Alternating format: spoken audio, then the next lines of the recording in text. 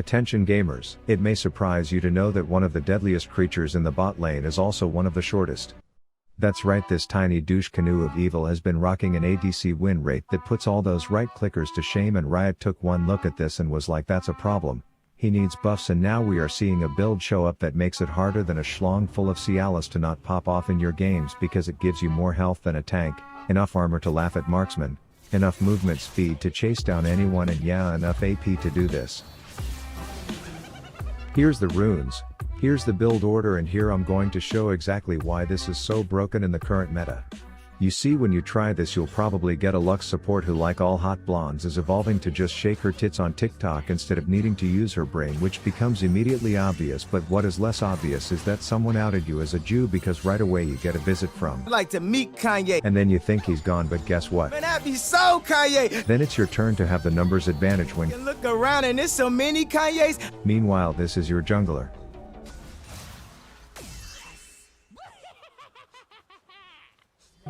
That said, you're still Veigar, so eventually an opportunity will present itself for you to press your win fight button and remove an ADC from your sights. But just a reminder, this is your jungler.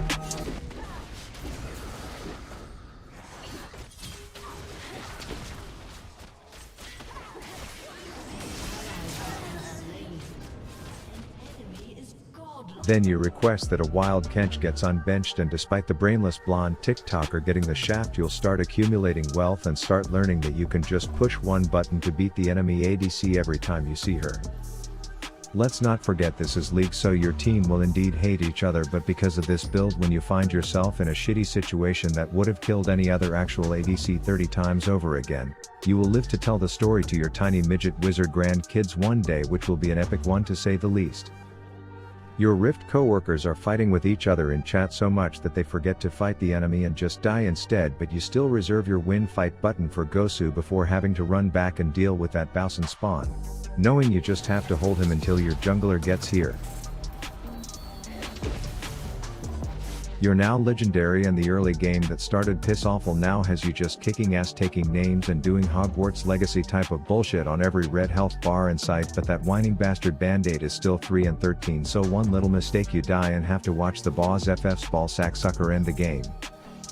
So you're probably saying, Rav, you said this was OP and then you lost, and that's because I didn't know my team would be so good at synchronized failing, and if I would have known, I would have put my try-hard pants on earlier, which is why I want to talk about FaceCheck, the app that warns you about god-awful teammates. You see, it starts in Champ Select, where it gives you all the top builds for the champ you are hovering, and if I wasn't using my custom build entitled Tiny Taint Waffles, I would just click this button to set it for me instead. But here's the thing, you can also see what the pros are building on that champ, and a lot of these builds probably look very similar to Tiny Taint Waffles. When you get into the game, it gives you a scouting report of everyone, and this is typically a very accurate prediction of how people will play. But it's clearly not always right, because it said I sucked on Veigar.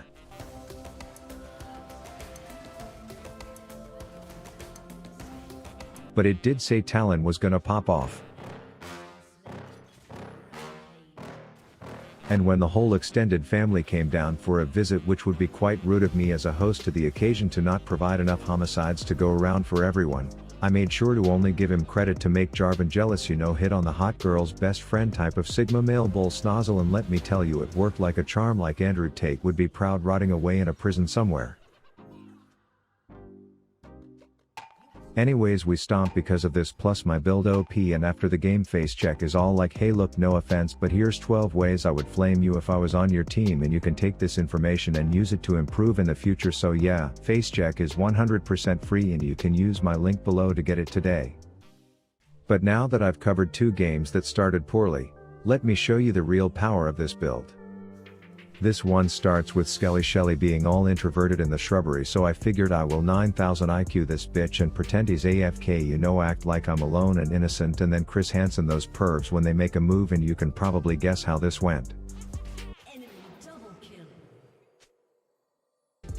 Anyways, playing the game correctly and laning normally is for conformists and people who pledge frats, but I don't like shit getting shoved up my asshole so that I can pretend to have friends. I'd prefer to ram this bitch, eat a bunch of CC right in my tiny magic mouth, all in an elaborate plan to bait them into my circle jerk 6000 before blowing up their ADC instead.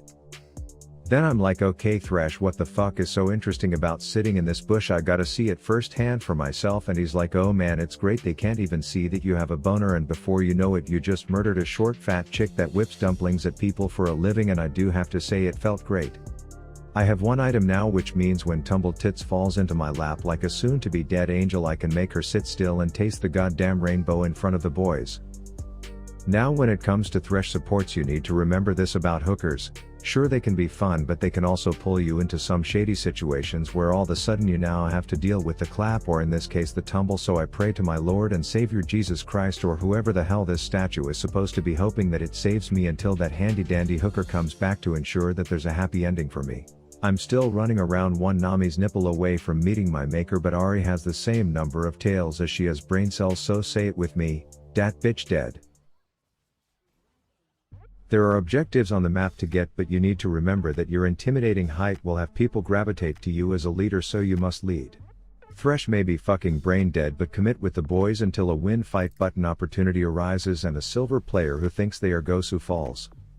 Then you chase all the stragglers away like they are rabbits, and you're just trying to grow a tomato in your grandmother's garden, hoping she'll give you more in the will if that shit one day makes her a fat manicotti sauce, until all that's left is the newest addition to the rift, that young child carrying around some giant scrotum on her back. But this build gives you third item Deadman, so you chase the bitch down, put her in timeout, and then request she excuse herself from your presence. At this point all the main components are built and you are just looking to clown around, no pun intended, until things get a little insexual. That's a play on words because she's a hot ant, but anyways you shoot a Q into Kalamazoo, which makes the rest of the fight a tad awkward until an angry ginger comes in raging about having no soul. I'm dropping tie-dye sky nukes like they're on clearance sale, while Lantern Larry is making the case for us all to get matching sup diff tattoos on our titties after the game. This leaves just Chuckles the annoying shitbag, and there's not an Ice Cube's chance in hell I'm losing to someone in overalls and a jester hat. Is what I thought to myself before I got 5D chest outplayed, spanked, and sent back to base, debating if I was going to include this clip in the video. So he earned my respect, which means I wouldn't try anything too spicy again when he's around. But this Ari, on the other hand, she can get it any day of the week. But it was only a matter of time before the epic rematch.